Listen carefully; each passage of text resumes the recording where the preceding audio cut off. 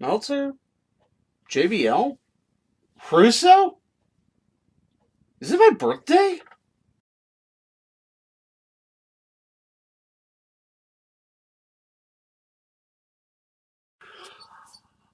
Hello and welcome to this episode of The Guido Goes Off. As always, thank you folks for watching. Thank you to the new subscriber.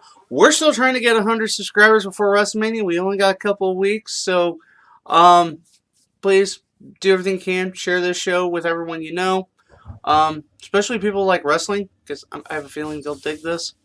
So, let's get into the biggest news story this week, and that is, of course, Bryan being medically cleared for in-ring action.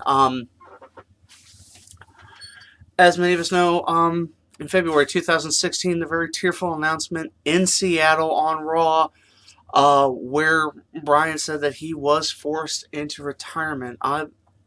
Easily one of the most tear-jerking moments for a lot of fans in WWE. Well, apparently not. Apparently, retirement is forever. Well, then again, wrestling's always taught us that. As it was announced Tuesday by WWE that Bryan had been finally medically cleared to return to in-ring action.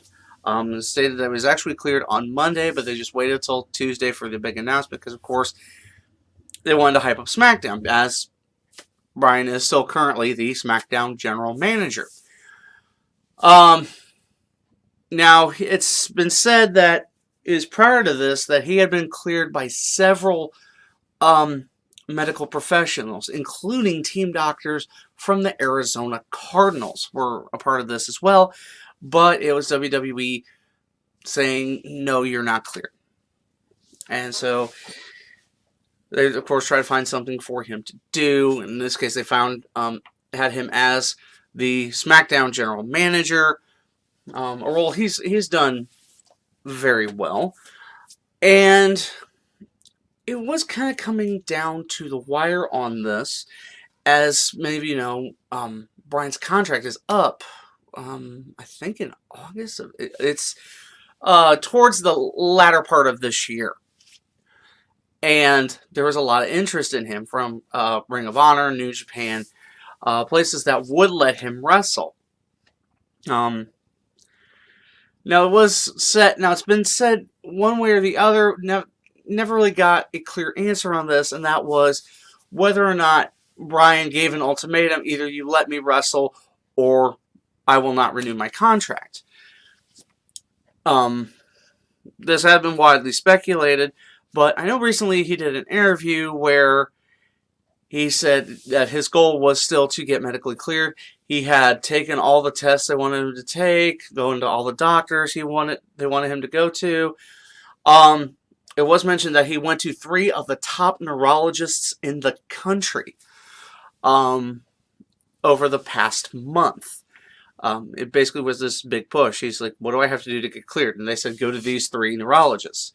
He went to those 3 neurologists, got cleared by each and every one of them, and then finally, this week, he was given the okay by Dr. Joseph Maroon, the head of WWE Medical. So, what does that mean?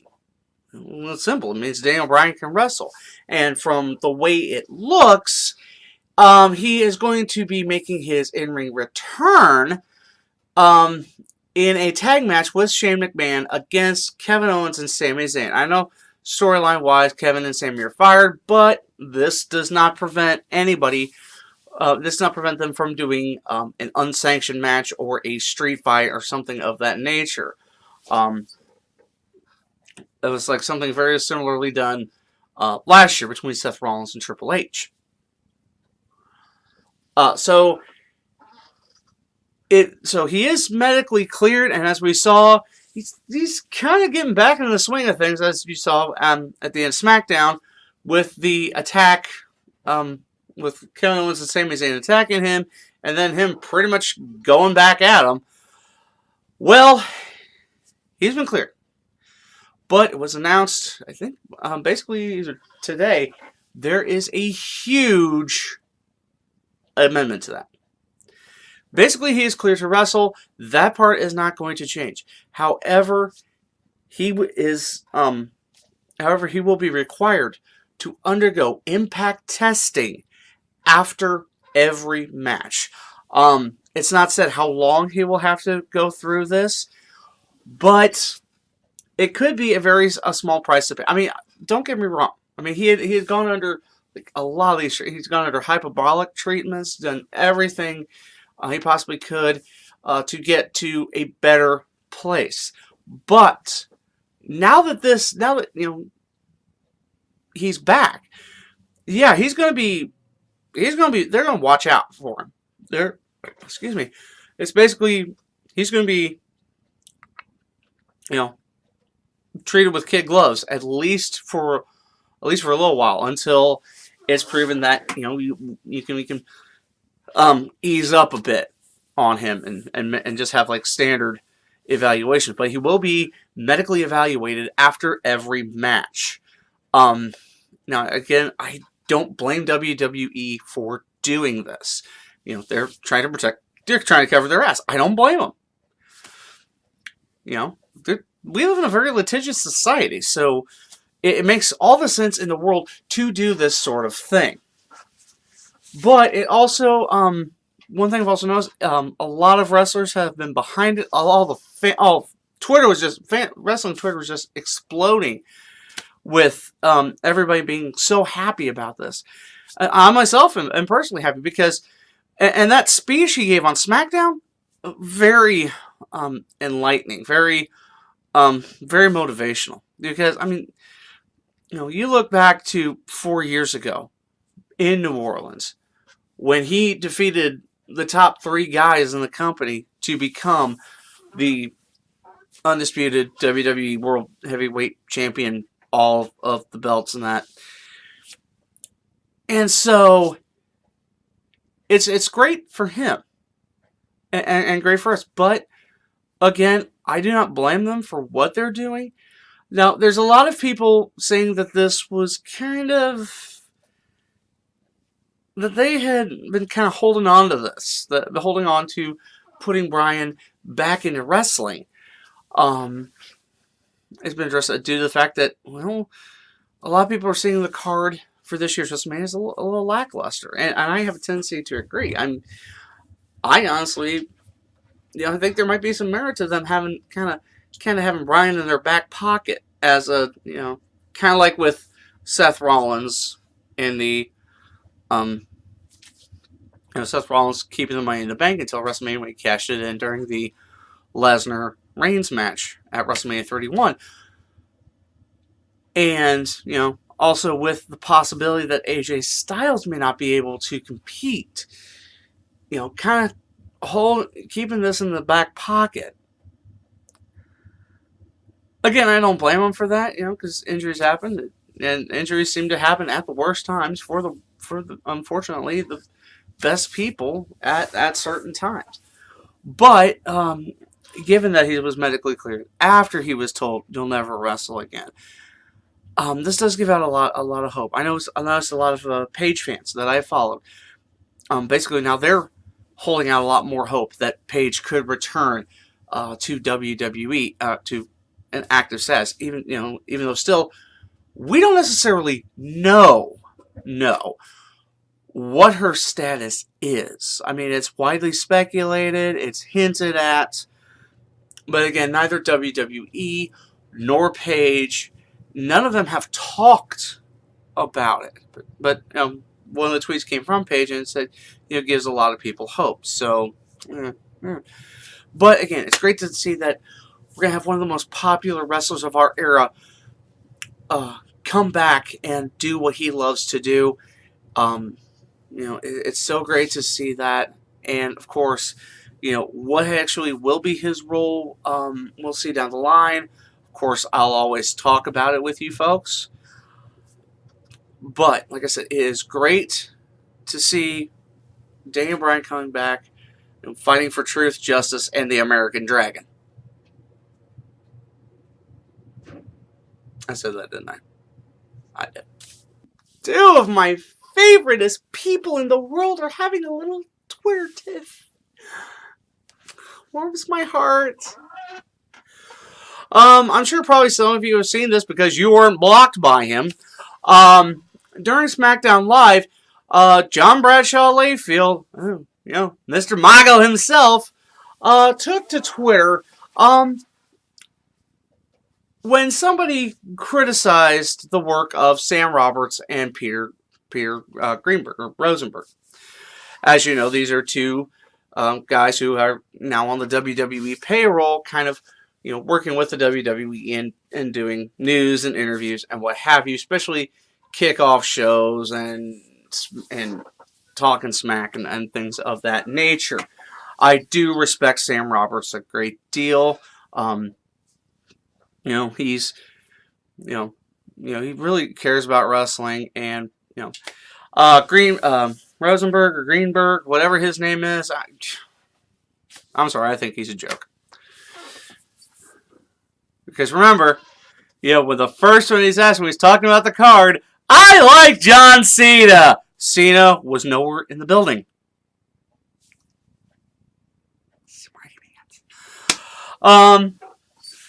Gibbles went to the defense of Sam and Peter, saying that they are good people to work with, that they know what they're talking about, and he respected them. He then went on to criticize everybody else's favorite wrestling news source. That's right, God King Meltzer. He went on to share a couple of opinions on Meltzer, saying, I was there in the 90s for the fake info feed to Meltzer. Meltzer never had any real info, ever. We fed him everything and it was fake. Who would subscribe to basically talking like Wrestling Observer newsletter. WWE had a plan to feed Meltzer absolute false info, and it worked fantastically. Nothing has changed. Nothing. He has never been anything but fake news. Why would I believe this guy?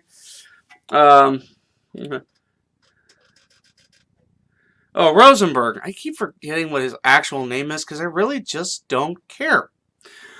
It's basically JBL taking pride that in the 90s they fed Dave Meltzer false information about storylines and what have you.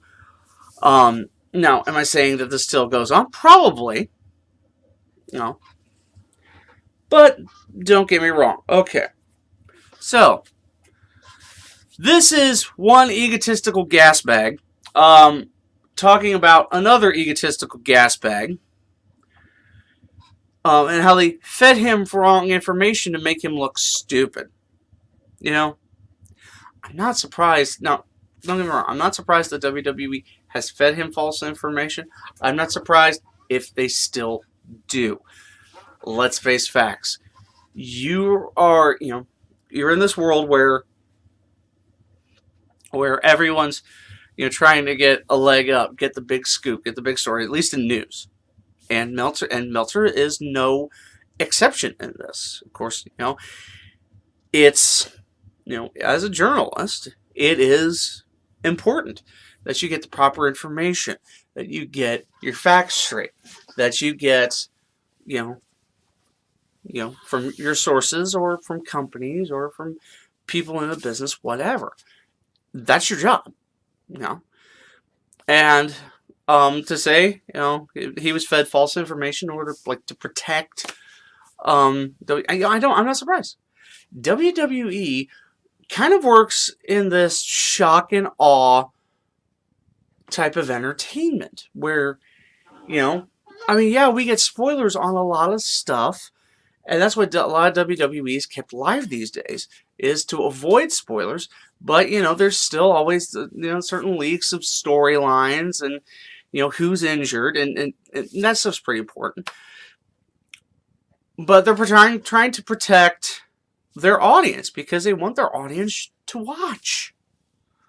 As you know, it's been mentioned that for over the past 7 years, WWE's audience has taken statistically a 20% nosedive in each of the 7 years. And part of that is because of spoilers and sites like Wrestling Observer or Wrestling Observer or PW Insider or No DQ, any of these other sites that somehow get the inside track because, well, let's face facts, everyone else kind of reports off two people, and that's Meltzer or Mike Johnson from PW Insider. Do I believe that occasionally these people are fed false information? Yes. Because it's not like sports where they have to tell you everything. I believe I've said this millions of times. WWE doesn't have to tell us everything. They don't have to tell us anything. And this is, a business that is worked on, for lack of a better term, smoke and mirrors, sideshow deception. It's a bit, the business has always worked in that manner. And for JBL to brag about it, again, makes him look like, well, a dumbass. But then again, what doesn't? I mean, heck, I was part of that block party, because, your job as a commentator is to bring something to the table, not take everything away and put the attention on yourself, especially when you can't get your references straight, and also, you have to bully your coworkers and staff just to make yourself feel better. Now the fact is, do I take Meltzer's word as gospel truth? No, never have. It's, we're talking about reporting on a field of entertainment where secrecy is at the utmost. Is of the utmost. I'm sorry. And for him, and for Meltzer, kind of, getting that big head about being right. I can understand. When people see you and look to you as a source, as a main source of information, I can understand where you'd get the big head on that. However, you're not the end-all be-all of wrestling journalism, and JBL's a moron for bragging about feeding Meltzer misinformation. I mean, I understand if he wants to, support Sam and Peter because, they work for WWE. He still, in some capacity, works for WWE. You're going to support the guys you work with, and that makes sense. But then when you say these things about somebody, and do they take it, and they take it as an insult? No, they take it as a compliment. And then you delete the tweets, you just look like an idiot. But then again, when has that stopped JBL? Yeah, it's right, never. But again, the whole thing kind of makes my head hurt because it just sounds stupid. Putting his 2 cents in like that. If we cared about what JBL thought about anything, he would still be on the SmackDown announce team. And so, to get to talk about another one of my favorite people in the wrestling world. No, it is not El Gasbag. It is actually Captain Titsbro. I'm sure many of you have heard that Vince Russo's The Brand podcast was removed from Podcast One. The reason for this being, Vince on his Castrating the Marks show, which I'm sorry if you keep referring to fans as marks, it pretty much shows your intelligence. He showed a picture of Ryan Satin, who runs the Pro Wrestling Sheet website and podcast, as well as was a former news director for TMZ. Showed a picture of him and his girlfriend watching the Oscars wearing wrestling masks. To me, honestly, there's nothing wrong with that. If however you want to watch the Oscars, that's fine by me. I actually just kind of followed it on Twitter because I figured there would be questions for trivia. As we know, trivia is one of my favorite things in the world. And then proceeded to make fun of the couple. And and the picture and their love of wrestling or what have you, and just said a lot of derogatory things. Well, apparently, some of Russo's fans decided to take it one step further and began to, at least as this is said by Satin, that there were threats against his own life and threats against his girlfriend's life. Which, okay, when did we go from a world where, oh, someone has an opinion that differs from mine, why don't I talk to them and see if we can find some common ground? Because I'll eat and do it in a respectful and dignified manner. When do we go from there to, oh, that person's got a different opinion than me? Kill them! Yeah, wait, did I miss a memo? I mean, trust me, I've had my own fair share, of people criticizing my opinions on things. Oh, and then my hairline. Sorry, I work for a living. But then, and so then, Satin said he reached out to Russo to try to get him to basically call off the dogs, if you will. It then led to it. Again, we're going from what Satin said. Russo has still really not addressed this issue. This issue. As I said, that Russo went on a swearing binge, name calling, harsh things said to him. And it was then Satin reached out to Podcast One. Several of his Twitter followers did as well. Basically saying that your media platform is supporting this man, and we don't think you should be. And so that's what prompted, and so that is what's basically prompted them to remove the brand of Vince Russo's podcast from Podcast One. Now Russo in his in one of his on the YouTube said that it was after he got the email from Podcast One letting him know that his podcast was being removed from their network. He was reached out to by the CEO of Podcast One and said, "Hey, if you really want your show back, we'll give you your show back," in which he said he declined.